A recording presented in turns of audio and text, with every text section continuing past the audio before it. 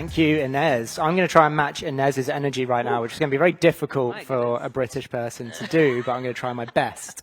Thank you so much, everyone, for coming back for day 2. It's always great to see a really full room on the morning of day 2, and we're going to try and get things kicked off here with something that's really near to my heart. We recently did our first piece of big research run and commissioned entirely by LeadDev, and we did it on the topic of engineering team performance. And I think yesterday it came through really loud and clear that this is still an issue that so many of you are facing.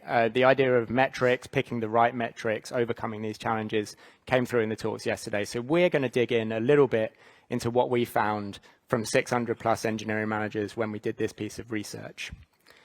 So why did we do this? As I said, we wanted to go out and understand why people still find it so challenging to find the right metrics for their engineering teams. We also wanted to understand why people still find it so challenging to get their teams on board with this. So we wanted to go out and talk to a bunch of engineers about how they're doing it, what challenges they're facing, and how they're overcoming them. And then a couple of weeks ago, McKinsey turned up and basically blew this up out of the water because they put out this piece saying, yes, you can measure engineering team performance. And everyone had some really strong opinions about this. But it really put our research kind of in the crosshairs because we were looking into a lot of the same things here, but really with our point of view. And me and Rebecca are going to get into that a little bit now as we give you a sneak peek into what we found out. The thing well, this report could not have happened if it wasn't for our friends at Swarmia, which is why I'm joined up here by Rebecca today. Rebecca, can you just tell us a little bit about who you are and why you wanted to support this piece of research? Yeah, absolutely. So I am the head of engagement and insights at Swarmia, which means that I get paid money to sit here and talk to you, which is a pretty cool job, I have to say. But really my job is I've been an IC, I've been an engineering manager, I've been kind of director level, and I've been a technical product manager even. And so really my job is to bring the knowledge and experience that I've gained over about 2 decades to Swarmia to help them build their product, which is focused on helping engineering organizations be more effective. Yeah, it felt like a good marriage. Yes, it's a very natural. Straight away. Yes. So let's get into the report itself. So for anyone who hasn't seen this yet, in your show guide, there is a QR code so you can download the full report. You can just go to leaddev.com, and at the top there's a drop down for reports. You can download the whole thing. But in terms of just your kind of main takeaways as we go in for 10 minutes here, what was something that maybe surprised you the most when you got into that report? Yeah, I think for sure the fact that there still are a lot of people who aren't familiar with the kind of terms of art in this space. So we certainly saw a lot of people who were familiar with frameworks like Dora and Space, if you've heard of them, but there were a lot of people who weren't familiar with them. And even among the people who were familiar with them and kind of comfortable with them, still there are a lot of people who are struggling to be effective with them. So is that a surprise? A little bit. I think the tenor of the industry has definitely changed recently to make this much more important. And I know that's why we're here, and that's why so many of the vendors here as well are focused on this space. Yeah, I was surprised by these grey columns at the bottom here. I was surprised by the amount of people who weren't willing to kind of talk about Dora or Space because, as far as we know, these are as close to an industry standard when it comes to measuring engineering team outputs and performance as we have. But they're clearly not doing what people want them to do. People are clearly still having to kind of assemble the right metrics for their team and kind of find things that they can pick off the shelf to deliver what they need to. What's your take from Swarmia's side in terms of how you might be able to start assembling things in a way that makes sense? Because I think that's the difficulty that engineers face, is there's not just one way to do this. Yeah, well, I think we've seen, and I've seen this since before I started at Swarmia. I was working at Stripe, I was working at Indeed before that. And you definitely see there's this burning desire for one true metric. If you're looking at your AWS spend, there is one metric, and it's a big number, and somebody wants it to be smaller. And you can make it on a graph, and you can even look at it week to week, and that's not a crazy thing to do. That does not translate to this space at all because you have the different, and I'll talk about this in a minute, you have kind of many different stakeholders who all want something out of this. And so I think that desire for one true metric or just a handful of metrics that will make this really easy to explain down there and up there, that's what people, I think, are still struggling with. Yeah, and if you want to sort out that AWS metric, Mark is still in the room from yesterday, and he'll be able to tell you how to solve that. So one thing that really struck me when I was going through the results here was the difficulty that managers are clearly still having when it comes to measuring team health. I think the outcomes and the outputs is something that we know how to do, but actually measuring the health of your organization and how they're pushing towards something still proves really difficult. And I think from this graphic here, like annual surveys, pulse surveys being right at the bottom in terms of things that people typically use to measure team performance, to me that makes sense. These are difficult things to do. People don't like doing surveys, but they're important. So how do you think you can get towards measuring the health of your team? Yeah, I think surveys have their place, is what I would say. I think they're a really, really valuable tool to have in your toolkit. And I was actually surprised to see them quite so far down the list here. Because I do think that surveys can expose information that's just not going to come up in a one-on-one, because it's very possible that the two people in the one-on-one don't have the scope to understand all the things that might be happening in the engineering organization, for example. So we did see a lot of people saying that they use one-on-ones for this, and one-on-ones are great, of course, but I think surveys are an interesting additional piece to getting a full picture. At the same time, I think it was John Cutler who just recently wrote on LinkedIn about there's a lot of challenges to surveys, and if things get really toxic, surveys can stop telling you things. So lots of pros and cons, but I think they're a valuable tool in your tool set. I also think Atlassian has a team health monitor that we used at Indeed that was really valuable, and it's well documented how to run it. So I think going beyond one-on-ones to understand the health of your team, whether that's with surveys or some other tools, makes a lot of sense. And if you're just doing one-on-ones, you're probably missing some of the bigger picture. Yeah, and then I know that whenever I have conversations with engineers about this topic, the thing that typically comes up is this idea of gameable metrics or imperfect metrics. Right. And I thought this came through here. Cycle time is still the most popular metric when it comes to working out how productive your teams are. But from your perspective, what are the best metrics that you can start to put together as a manager to try and get towards that team performance goal? Yeah. So Lena, who I think she spoke yesterday. She'll be here somewhere. I was not in the room when she spoke, unfortunately. But Lena wrote something on LinkedIn the other day about, and she said this to me in a conversation we had a few weeks ago, that there are metrics that are for a team and metrics that are about a team. And I think that was really clarifying for me, and it's a great way to frame things, because I think at the team level, you as a team want to understand how you are delivering software. And for that, DORA metrics are really great. DevOps research, I never remember the A. DevOps research something. Doesn't matter if I practiced that beforehand, I still won't remember the A.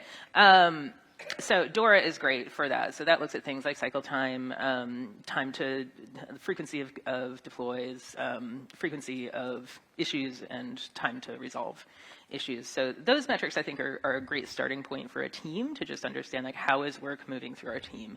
And they're a little bit in tension with each other. You could deploy more often and end up creating more incidents, for example. So there's a little bit of tension there, and I think that that's really healthy.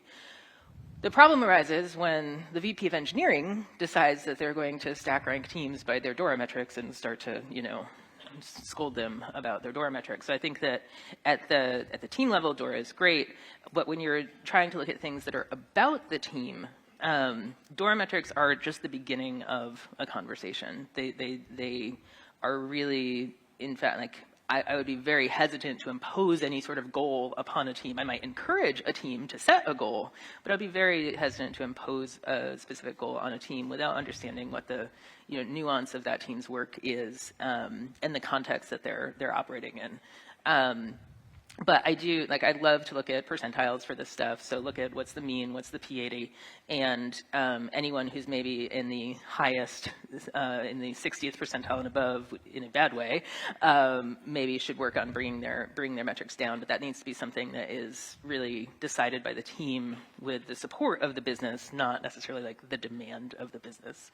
The other thing I'll say about gameability is it's not always bad. Yeah. We know from math that if you do smaller units of work and therefore commit more often and therefore submit more pull requests, that's good, actually. We want you to game that metric. That actually is mathematically going to result in more throughput than if you are delivering fewer but larger pull requests. So gameability isn't always bad. I think it's really important as leaders, though, to recognize the incentives that you could be creating, and recognize maybe that you need to offset some of those incentives in some way. But especially on the like frequency of deploy, we love to game that metric. You should encourage people to be gaming that metric to get it higher.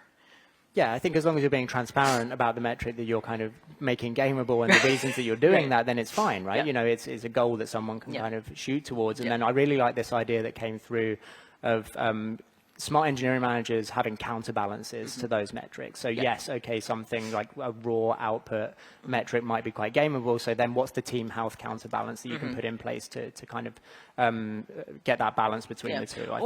Or the teams, you know, how are they doing as far as quality? How are they doing as far as customer satisfaction? There's lots of metrics to look at to kind of put this in context. So yeah, I think like I said, gameability isn't necessarily bad. It is good to just recognize what incentives you're creating and offset them, like you said, if you need to. Unless you're just measuring all your engineers by lines of code, which we do not advocate for. Don't do that. That's the easiest one to game. Yes, so don't do that. So what we saw here was that the most cited reason to measure team performance was to identify opportunities to increase velocity. And this kind of gets into that part of like the kind of suspicion around metrics that engineers typically have. And I thought this was a really interesting kind of finding, because I think a lot of people worry about the stuff at the bottom here, which is, you know, are these metrics going to be used to inform progression, promotion, and firing decisions? Only 6% of our 600 survey respondents said that that's why they use these metrics. Is that going to make you all feel better? I don't know. To manage upwards, not a big deal from our set of respondents, but those opportunities to improve velocity, identify bottlenecks, and create accountability in teams was why people start to think about how they measure their team performance. Does this reflect like your experience of why you want to start measuring team performance, and does it differ from what executives want to get? So I talk to a lot of customers at Swarmia, and I watch a lot of calls with customers, and I can't lie, like there are companies that's why they want to look at these sorts of metrics. It's not frequent, and we try to say, you know, maybe we're not for you, if that's how you want to use our tool, because we really think that that's not what that's not healthy for anyone. On the other hand, I do think that we are seeing in the current macroeconomic climate, as we like to call it, that perhaps there's a little bit more understanding that like we need to grow up a little bit and figure out how to measure this. We can't just keep saying, oh, it's hard, you never, impossible, we're thinkers. Like I think we are kind of, as an industry, recognizing that we need to maybe be a little bit more accountable for how, you know, those 1,000 engineers that you hired last year are spending their time and what value they're creating for the business. So I do think like there are a bunch of stakeholders here. There are the engineers who want to enjoy their job and feel proud of the work that they're doing and feel engaged with the work they're doing. There are the engineering leaders who want their teams to be delivering predictably and at high quality. And then there are the CFO or sales or marketing or your go-to-market team that just wants to know, when's the next feature going to ship and why am I waiting so long? So all these three kind of stakeholder groups have a different interest in this productivity thing. And I think that our job as leaders, our job as whatever kind of leader you are here, you're a leader of some sort. Our job as leaders is to figure out how to kind of tie those three things together, connect those three things together, and understand that all of those stakeholders need to be satisfied when we're thinking about questions of developer productivity and engineering effectiveness. I think that's the biggest takeaway, and I think that's why the McKinsey piece got such a strong reaction, because there was that feeling that if we don't do this, then they're going to come in and do it for us, and that's not what you want. So it's kind of a call to action in that regard. Yep.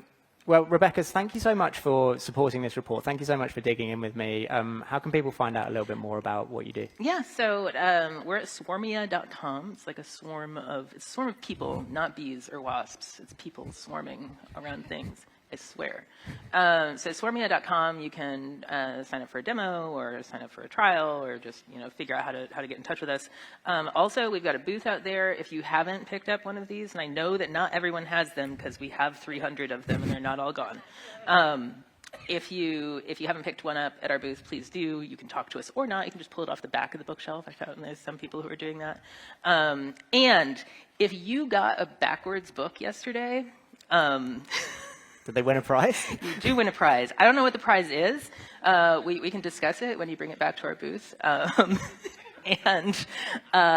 Yeah, so if that was you, we would love to. You can keep it. I'm not going to take it away or anything. We're just trying to understand how many of them are out there. There's somewhere between 0 and more than 0. Amazing. Yes. Rebecca, that's us. thanks so much. I urge everyone to go and check this report out. Please come and grab me if you want to tell me anything nice about this report. Don't if you want to say horrible things. And thanks again for your time. And we'll be out at the... And we'll be out of the office afterwards. Thank you. Great. Thank you.